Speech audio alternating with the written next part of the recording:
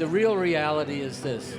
Everyone can enjoy all the big speakers they want and wet themselves 1,000 times over and really enjoy the big sound and enjoy everything, you know.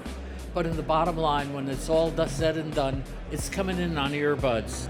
So really understand where your final product is going to be. That's a critical piece of advice, everybody. Either erotic and neurotic. Right? That's a good way to end. Yes, that's the music business.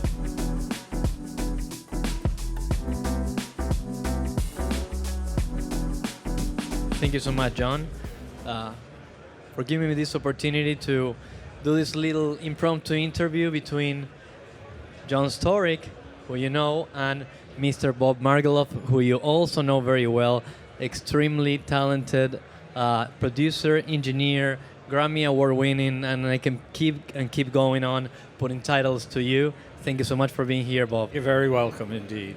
Fantastic. So I'll just go straight into the question that everybody want to know is, how did you meet? What happened? Where was it? Oh, he put it on me, right? Okay. You're a better storyteller. We actually met at Electric Lady. My unfortunately deceased partner, Malcolm Cecil, and I brought Stevie Wonder to Electric Lady. And in the process of doing that, John wandered into the control room one night. It was instant friendship. And we started working together and started talking about building Tonto, the original neo-timbral orchestra. Stevie Wonder began to explore a funk sound with two musicians and recording engineers using a new musical invention, the synthesizer, Tonto. We brought him out in the studio, and Malcolm and I would twiddle the dials, and he would play the synthesizer, and he'd start really getting into his head. Like that. Which was our big synthesizer, which we were using to make the electronic music for Stevie. What year? This is 71? 1971. So this is 50 plus years. We've been... How long? Well, 1975, and we're in 25. It's 53 years ago. Yeah. 53 years ago, several lifetimes ago, and our friendship has remained. And he helped build my studio, Mikasa Multimedia, back in the 80s. And it was a very successful venture of 10 years. We mixed and mastered over, I would say, well over 100 movies in the 10 years. And really sort of set up the standards for home theater monitoring, for near-field mixing, basically, which is now sort of morphed into the home theater, the feeder kind of studio. But we were doing full-on feature films, and that room lasted and really delivered the goods for a long time. Bob, Stevie Wonder changed my world, he changed your world, he allowed us together to build a studio for him in Los Angeles. How did you meet Stevie?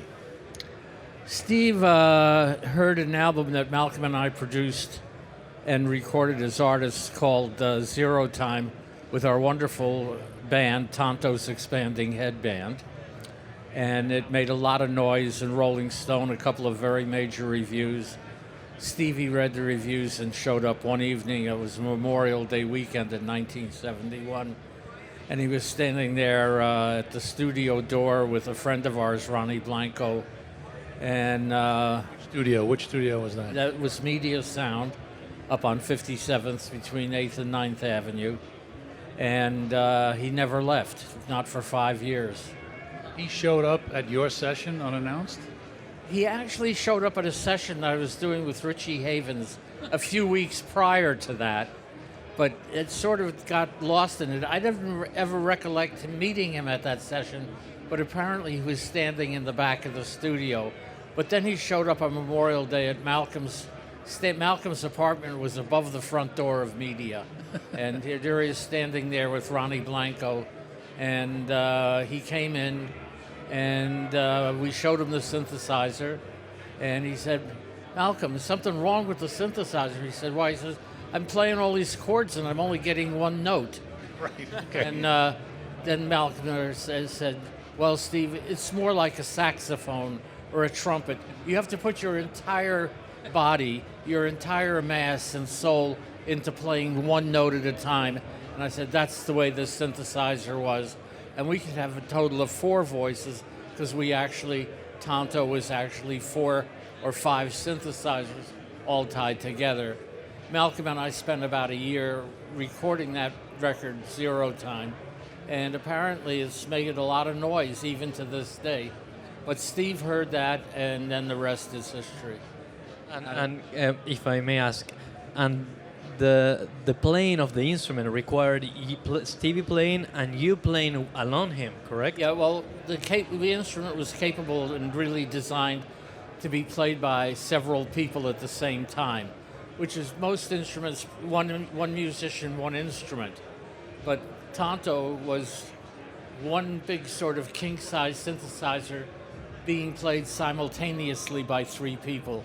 It would one keyboard would transpose the entire instrument from key to key. So if I was playing on another keyboard, all I had to do was play in C major, and I could never make a mistake. Steve, of course, was all over it in 1 second. He got it immediately. He was incredible with it, and we really brought the synthesizer to life with Stevie's records. We did Music of My Mind, Talking Book, Innervisions, and Fulfilling This, which are known as Stevie's classic period. Some done at the Lady, some, and then to California. Yeah, we did mostly tracking at Electric Lady, and then Steve wanted to move to California, which we did unavoidably, and came out here. Malcolm and I came out with Steve in 1972, and I never left. Incredible. And that transition from New York to California, it's also another story of the chapter of this friendship and this professional relationship, correct? So Stevie wanted, or you wanted, that same signature that you got at Electric Lady at the record plant? Yes, well, the record plant was a secondary studio. We originally settled at a studio called Crystal, but it was only one recording studio, and all the Laurel Canyon denizens, all the folkies, were recording at Crystal, and of course we crowded them out, and finally Andrew and Michael Fishback, John Fishback, I'm sorry. John Fishback, who's still alive, by the way. Yeah, he's in still alive. New Orleans. But New Orleans. he said, you guys have to leave, because I can't get any of my other clients in the studio. You're there day and night. So we knew Gary Kellgren, and he came, and Gary said, if you come to the record plant, we'll build a studio for you. And that studio was Studio B at the record Which would plant. be yours 100% of the time. It was as long as we were in town. Stevie was when we were out on the road and stuff, other people could use it. But we built it from scratch, and Tom Hidley was the chief engineer of the record plant, and we called our dear friend Mr. Storyk here, and he showed up, and it was the only time the 2 really giants in recording studio design worked together, and we built Studio B at the record plant, and you couldn't make a mistake in that room. It was absolutely perfect, and to this day. And we started and actually did our first quad mix, which is the first immersive audio in that room, and that mix was Superstition, which we mixed in quad. Wow. But we could never get it to the public because we were using a system called Sansui QS, which supposedly put quad recordings, quadraphonic is what it was called, recordings in vinyl. It really didn't work very well, but what came out of it is our ability to track music in quad in the studio. And what I learned today here at NAMM is that, people just say, oh, well, I'll take this record from the past, I'm going to record it in quad. A lot of these records are not conceived for quad. They weren't conceived for to be written and performed in some kind of antiphonal effects like even Bach or Brahms would write music, classical music, church music in quad, basically, where the organ pipes were all over around the church and stuff. And they were writing music with a spatial consideration in mind. And for these guys, just to take somebody's record and arbitrarily mix it in surround is not, I would call, really artistic. Where it's going to really become important is when people start to write music with location and vector in mind. And I think that that's what's really missing right now. Arbitrarily mixing a bunch of old fogies like us, mixing other people's music without the input of the artist or the producer is really not really the most pleasing way to do it. Yeah. What are you working on now? I just finished doing a blues record with Gary Myrick. No synthesizer at all, just raw guitar, bass, and drums. It's done very well so far, over 300 stations right now. And right now I'm working on my book, which has taken me 2 years of COVID time. The book is called Standing on the Edge, and it really is about standing on the edge. And it'll be released on Jawbone Press, a British publishing company, next summer. I'd have to deliver the manuscript in April. Fantastic. So, Standing on the Edge, that was the G Family, and for you to know. And for me, Bob, it's crazy, to be honest, that we are talking today of immersive audio to be such as a new thing, the new audio thing, but this was already there in 1970, what? 5 years ago. I was doing it in 71, and it made a difference in the control room with Steve. We could put Stevie in the middle, and the clavinet could be over here, and the guitar over there, and the background vocals behind us, and the lead vocals in the front, and the drums spread around the room. So Stevie actually occupied the same space as the instruments. And I also recorded Devo in the same way with Whippet. It was recorded that way as well, with everybody with the exception of the drummer It's interesting, in the 55 studio. years ago, Stevie, without realizing it, or maybe, well, actually, let's go back. Stevie's in another zone. They were creating the all-in-one studio. Yeah, there was glass. There was a room. The live room. A lot of work happened in the live room, but it was mostly to house the giant synthesizer. The live room really was Really there controlled. for acoustic instruments. Yeah. But everything else was electrical or plugged in. The control room window disappeared, and that's now what we call Project Studio. What we call the all-in-one room. Yeah. It's the all-in-one room. 55 years ago, he's already doing it. That's incredible. Also, Bob is really the first person that alerted me to what a comb filter is. So everybody was putting giant speakers on top of the glass, mainly because there was glass, because that's the way you recorded. Okay, and then the speakers got bigger and bigger.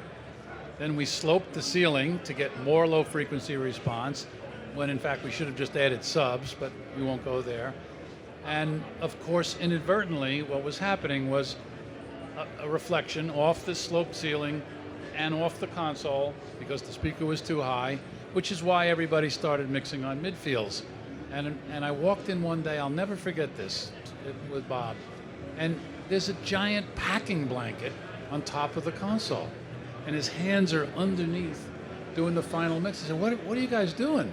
He says, and Bob turns to me and says, I don't know what it is, but I'm hearing the console. I'm hearing like some kind of ping. And of course, what he was hearing was a comb filter. He didn't maybe know the math behind it, but he had the ears, okay? And the final mix, he's got a packing blanket. He eliminated the comb filter. We ended up gaffer taping it to the ceiling. Right, the Yeah. hands were underneath. Wow. That story goes with parallels. I of course, Bob and I became lifetime friends, and I would go down to some Stevie sessions now and then at Electric Lady, and I walked in. Electric Lady had a big control room, and It was wide, but it very wasn't wide, deep. and the door was all the way on the side. And I remember one time walking in, and Stevie just turns around and says, "Hi, John." How would he? And I was quiet. I didn't want to do. He had eyes. He Well, was- that studio was very friendly and fuzzy and warm, and John brought that energy to Studio B at the record plant as well. It was a very safe place. It was safe. Yeah, and you couldn't make a bad record in it. Last question, where are you working? I know what you're working on. Where do you do your work? At Right home? now, Are I you have using become studios? pretty much. I've been working at a wonderful studio that has a very interesting collection of musical instruments, a place called King Size Sound Labs in East Hollywood. And also, I have a small studio in my former garage, which is now a studio which I share with my housemate. And the bottom line is this. Right now, people are talking about immersive audio, and they're talking about, you know, these big, huge monitors. What's that studio down south? Massenburg fools around, and Blackbird and all that stuff. The real reality is this. Everyone can enjoy all the big speakers they want and wet themselves 1,000 times over and really enjoy the big sound and enjoy everything, you know. But in the bottom line, when it's all said and done, it's coming in on earbuds. And the rest of it is hype in a lot of ways. I mean, you can do it, take your feeder studio, feed the big studio, get off on it for a few days, spend a couple $1,000s, and then it's going to end up back on earbuds. So really understand where your final product is going to be, because that's what you got to be doing. That's a critical piece of advice, everybody. And thank you so much, Bob. Thanks, Bob. Really erotic and neurotic. Right? That's a good way to end. Yes, that's the music business for I you. think that should be the title of the book. Yeah, thanks. Erotic and neurotic. Yeah. A career in music. Yeah. I mean, really, I'd like to consider it could that. be a disaster. That's what she said when she backed into the fan. Thanks. Thank you so much.